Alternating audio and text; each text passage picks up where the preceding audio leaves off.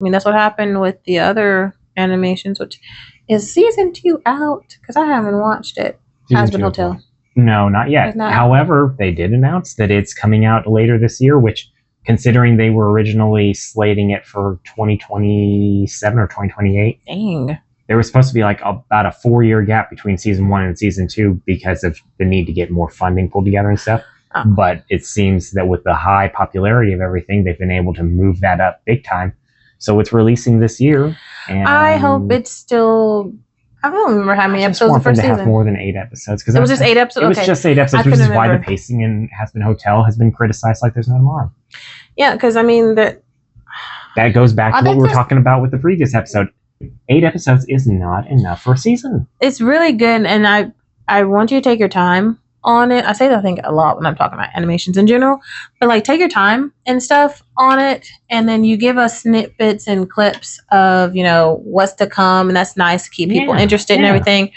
And I'm pretty sure they hinted at a crossover between Helluva Boss and Hazbin Hotel because they're in the same universe. Yep. Because if you watched Helluva Boss, because that took off before even Hazbin Hotel on YouTube. Yep. So if you watch Helluva Boss, the very first episode, you see the first pilot episode of Hazbin Hotel on the TV that I can't think. I haven't. What's the dog name? His daughter in Hazbin Hotel. Luna. She's watching on the computer or something like that, and you see that musical that she does on the news. You see that pop up on screen. So you already saw like. They're in the same universe, obviously, just different floors. Yeah. So I think they might have some more. Hotel takes place on the topmost level of hell, and then Helluva Boss is probably like 3 floors down, something like that. Well, they're because this is a very Dante's Inferno inspiration, is what they're going with for Helluva Boss and Hazbin Hotel as far as settings go a little bit, but with a lot of Christian background. So very clearly, a lot of research was done because you've got so much of that. Christian, some Hebrew, Judaism inspirations and thought process. Like she did her research for the show, which as you should if you're going to do something like that. You need to do your research. It's probably one of the most accurately researched series on heaven and hell that I think I've ever seen.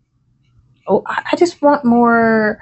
I would not be opposed if I got a little spinoff with Angel Dust, just so I can get a little bit more understanding for these characters. Yeah. Well, he has a comic, I think. Or, well, there's also a comic series for Hazbin Hotel that gives some insight. More? Mm-hmm. Yeah. But although I don't know if it's still actively viewable online anymore or not. Mm-hmm. But I know. I liked that universe, and you see that there are different levels because then you get more of Moxie's backstory of the mafia, and then you can see the ties back to certain episodes when he's talking about that. He goes, "Well, why would you do that?" Now, family member, that's understandable. You see, and he's like, "Oh my god, you!" And then later on, you see the episode when you see his backstory of where he came from, and you're just like, "That's funny." That y'all are kind of hinting or just laying out some breadcrumbs throughout. Leading up to this to show that you're actually from a mafioso family, which is why you're okay with like if you're trying to kill a horrible husband, that's understandable because your dad was a piece of work. Well, Hazbin Hotel only takes place on the topmost level of hell, and then Helluva Boss jumps around on the other 6 floors. Yeah, Helluva Boss they move around. Yeah, so you get to see a little bit more of it because like you see Greed, which isn't that where Moxie is from? Level Greed, I think. Because the mafia and just the crime rate, maybe, I believe. Maybe. And then, what was the one? They've been on Lust. Lust with his friend. Yeah, Lust. Because he Blitz reunites with his friend. Yeah. And they kind of clear up there from there. And they go to Lust a couple times because that's where the clubs and stuff are at. Yeah. No, that's not. No, Cannibal Town that's Hazbin Hotel. That's Hazbin Hotel. Yeah, but... It's a lot. It's a lot to remember. It's a lot to remember on which one it is. And I'll be honest with you, I've taken a back seat a lot on Hazbin, Helluva Boss. So I'm a couple seasons probably behind. It's just when they were talking about killing Stolas off, and I was just like, I'm about as up to date right now as I can be on the show. Yeah, I don't know if they have. I hope they haven't. But when they were talking about it, I was like, he's my favorite character. Now, granted, the pilot episode was out of pocket. He was out of pocket on that first. Okay. Oh yeah. It was funny though, but I hope they didn't kill him off, but I also don't. I want lore, but don't go so lore heavy that you miss the plot. You know what I'm saying? A lot of people are really mad at Helluva Boss for the way things have gone so far because of the whole toxic thing, which I understand that the toxic thing between Stolas and Blitz, which I understand, but at the same time, you've got to understand this is hell. You can't expect anything but the worst out of hell. That's the entire point. But also, yes, it's hell, but you also see stuff like Moxie, who is wanting to be good, but he's born down there, right? So it's the difference, and it goes back to Hazbin Hotel, which is hers, like those, yes, you get sent down here, but not everyone is bad. Yep. Not everyone is bad. Yep. And you get the ones that, the imps, who are born down here. So just because they're born down here does not mean they're automatically bad. Right. They should have a chance if they want it. I don't know if you're born down there, could they do that?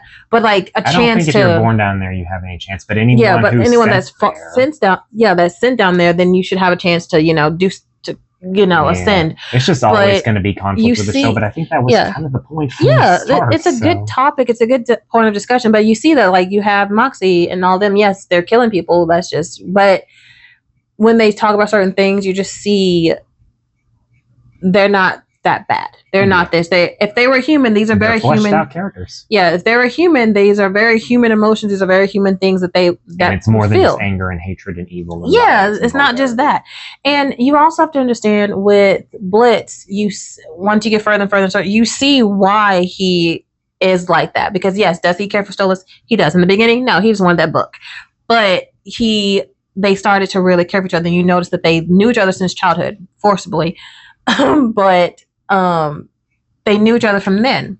People just don't like that it's a very, very toxic relationship, and I'm just saying. But that's life. There's relationships. Unfortunately, there are relationships like that, and the difference is, are you willing to work on it? Yeah. Are you willing to get past that? And I haven't seen far enough to know. Like I said, I stopped watching it at one point because I just got behind on it and just haven't caught up. And life is busy. Yeah, and so it's just, I did see clips where it's like, they were starting to try to at least communicate with each other. They were at least trying to come to these agreements, because I feel like Blitzo has like a complex in the sense of like you're royalty. He has an inferiority complex. Yeah, a huge one, because one, you're royalty, and yet you're wanting to be with me, and then you have Stolas, who's like, yes, I am royalty, but I literally just want to be loved. I want to find someone to love, and not real love. Yeah, not this superficial crap, and not just because, and this forced marriage. I mean, because one, I'm not into women, but you know what I'm saying? Like, you get what I'm saying? Yeah. And you were his first real friend, so it's almost as if like he imprinted on you. So it's like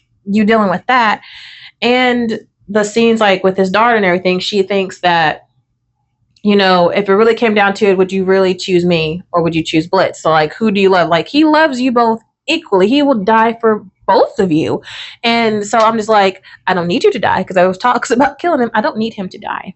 I don't know if he has already, because like I said, I haven't watched it in a while, but there was talks of, because he has the book, so he can see what is to come. So some people were theorizing that he saw like his imminent death at some point, because crazy ex-wife is trying to get him killed and everything. So I don't know if it actually happened or not, but you see that in these characters. So I like Hazbin Hotel for what it is. I liked Helluva Boss as well. There's just a lot of singing. Some of the songs are really good, but you have to take it what it is. It is a musical. Yeah, there are definitely sometimes where the singing feels forced and pushed in there as opposed to really feeling natural. Oh, I was impressed that she literally got Kesha for one of the characters. That was impressive. Especially Beelzebub? Was it Beelzebub? Beelzebub, yeah. Yeah. Especially considering the fact that how she got her start was by doing an animated music video of one of Kesha's songs. That's literally what blew her up to popularity. Cool. Now, one of the biggest things is that she's extremely toxic online. Extremely toxic online. The creator of the show. Uh-huh. She's extremely toxic online, which is part of also what has made people just hate the show. They're like, I don't want to support someone who's this toxic. It's like, okay, but you can love the franchise and the series and all of this without liking the person. It's the same argument as the people who are obsessed with Harry Potter are having to come to grips with right now.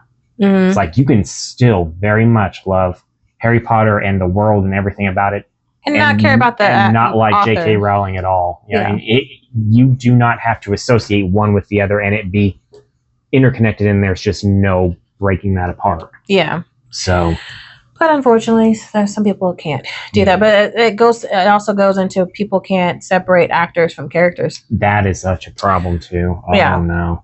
Yeah, I think forever, and unfortunately, because it's the same voice actor for Jax and Angel Dust's pilot voice actor, I think there's always going to be some kind of an association there that's going to cause a comparison. But at the same time, it doesn't seem to be coming. My only comparison was like, I like his voice. He reminds me of this character, and you just have to say, "Oh, that's because of the same one." That's it. It wasn't. Oh, he's and the vibes are kind of the same. But other than that, that's with a lot of voice actors. They just have a certain cadence, a certain tone that you're like, oh, I can pick you out immediately because of this particular character, because of this particular thing.